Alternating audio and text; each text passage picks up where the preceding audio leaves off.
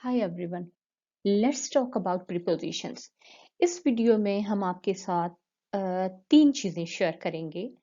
सबसे पहले ये कि प्रीपोजिशन क्या है, उसके एग्जांपल्स, और दूसरा ये कि प्रीपोजिशन कहाँ होता है, उससे हम किस तरीके से पहचानें। तो चलें स्टार्ट करें। जब आप कोई पार्ट ऑफ स्पीच या कोई भी चीज़ सीखना चाहते हैं, तो जो अहम तरीन चीज़ होती है वो ये होती है कि आप उस चीज़ की डेफिनेशन को समझें, उस वजाहत को समझें जो उसके सिलसिले में दी जा रही है कि वो है क्या बेसिकली।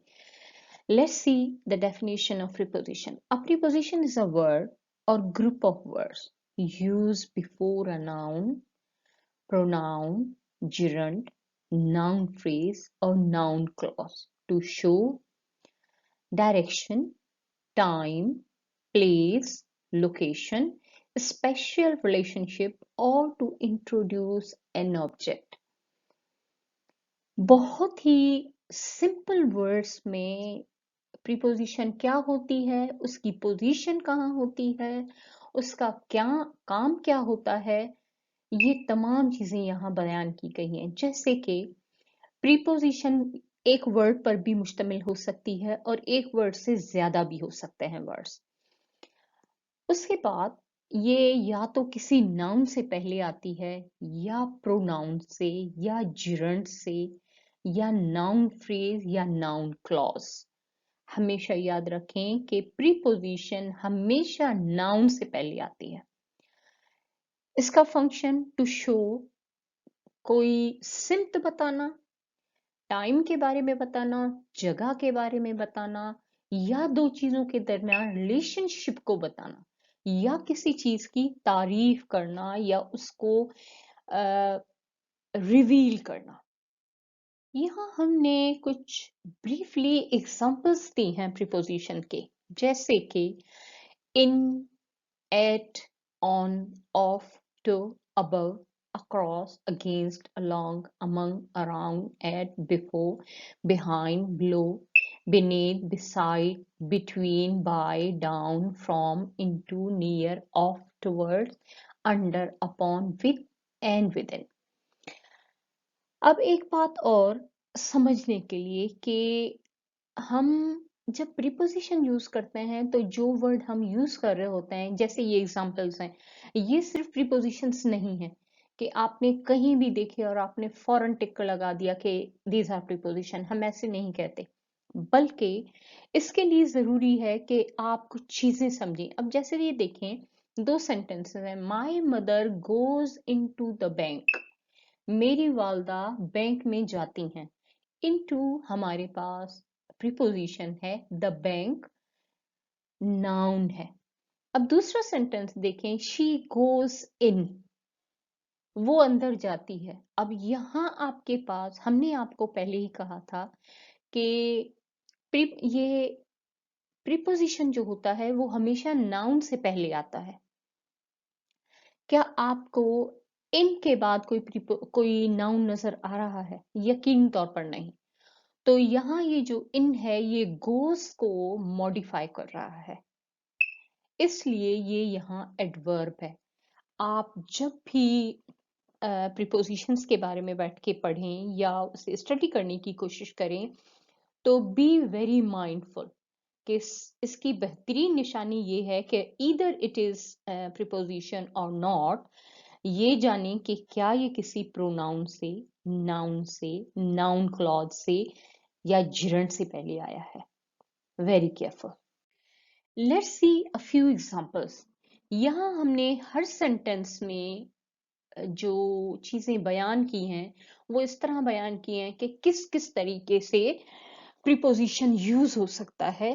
और जैसे हमने पहले बात की कि before noun, before pronoun, before gerund, before phrase, before clause, तो ये तमाम चीजें हम आपके साथ डिस्कस करते जाएंगे। जितने भी वर्ड्स आपको रेड में नजर आ रहे हैं highlighted, these are the prepositions. और वो तमाम अल्फाज और वर्ड्स या फ्रेजेस जो आपको ग्रीन में नजर आ रहे हैं, ये तमाम हमने इसलिए हाईलाइट किए हैं ताकि आपको बता सकें कि ये किसी ना किसी फॉर्म में नाउन, प्रोनाउन, क्लॉज, फ्रेज हैं। लेकिन नाउन से कंसर्न। तो पहला सेंटेंस देखें, the rat ran under the table. Under preposition है, द टेबल नाउन है। हमने क्या कहा था कि प्रीपोजिशन की पोजीशन क्या होती है, ये हमेशा नाउन से पहले आता है। तो टेबल नाउन है और अंडर प्रीपोजिशन। ये बात मैं इसलिए कह रही हूं कि जितने भी आपके साथ इस तरह के वर्ड्स होते हैं, इनकी कोई एक आईडी नहीं होती, कई आईडी होती हैं। तो आपको कंफर्म होना चाहिए कि प्रीपोजिशन होने की निशानी क्या है, कि it must comes before noun, pronoun, gerund और something like that. Second sentence है हमारे पास, I prefer tea to coffee. To हमारे पास प्रीपोजिशन है, coffee again it is noun. Laila said beside me in plane. Laila जहाज में मेरे बराबर बैठी थी। बिसाइड हमारे पास प्रीपोजिशन है, मी प्रोनाउन है। He operated his father as patient without crying. उसने अपने वालिद का ऑपरेशन किया एज अ पेशेंट, बगैर रोते हुए। विदाउट प्रीपोजिशन है, क्राइंग जिरंड है। जिरंड किसे कहते हैं, ऐसे कि कोई भी फर्स्ट फॉर्म उसमें आईएनजी लगाकर उसे नाउन का काम लेना, उसे हम जिरंड कहते हैं। We walk to the green countryside of our town. अब ये जो वर्ड है green countryside of our town, ये नाउन फ्रेज है पूरे का पूरा। टू यहाँ प्रीपोजिशन है। Her father died prior to her brother's death. उसके वालिद की डेथ उसके भाई से पहले हो गई थी। To preposition her brother's death, again it is noun phrase. The jar is about where the ducks laid their eggs. Jar बिल्कुल वहां है जहां बत्तखों ने अंडे दिए थे। अबाउट का मतलब, अबाउट प्रीपोजिशन है, where the ducks laid their eggs ये क्लॉज है। अब यहाँ के इंफिनिटिव एंड प्रीपोजिशन, बहुत सारी चीजें एक जैसी होती हैं, तो हम किस तरह पहचाने कि ये जो वर्ड यूज किया गया है ये इन्फिनेटिव है या प्रीपोजिशन है। इस चीज को एक्सप्लेन करने से पहले हम ये सीखें कि इन्फिनेटिव किसे कहते हैं। Any verb that is preceded by the word two is an infinitive.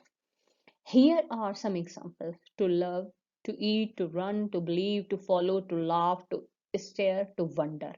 ये तमाम के तमाम हमारे पास infinitive words हैं। अब sentences में देखें तो हम पहचानेंगे कि either they are used as a preposition or what.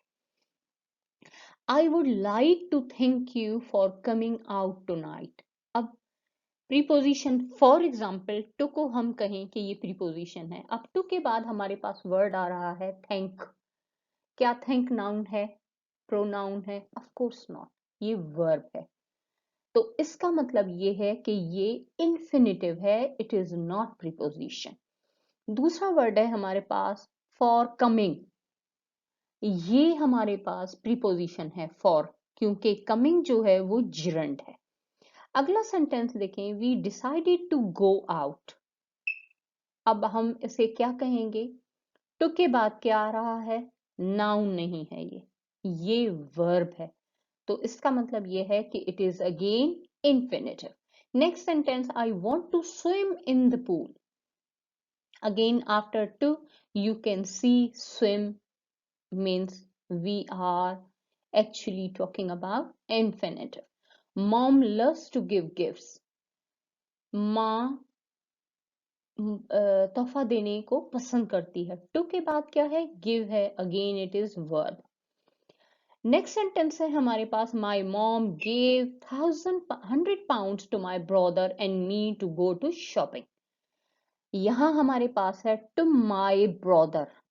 ये जो टू है ये आपके पास है प्रीपोजिशन, क्योंकि टू के बाद आ रहा है माई ब्रदर यानी pronoun, and me to go to shopping। अब ये जो to है ये हमारे पास प्रीपोजिशन है। क्यों? क्योंकि आप शॉपिंग की बात कर रहे हैं, यानी जिरंड है ये। तो इस लिहाज से आपको होपफुली इजी हो जाएगा कि अगर टू के बाद वर्ब इस्तेमाल होता है तो इसका मतलब ये है कि it is infinitive, it is not preposition. लेकिन अगर उसके बाद noun, pronoun, phrase, gerund, clause, लेकिन नाउन के साथ कंसर्न, तो आप फौरन समझ जाएं कि it is basically preposition. Please watch, comment, like, share, and subscribe our channel, Dr. Raza Academy and Educational Consultancy. Thanks for watching.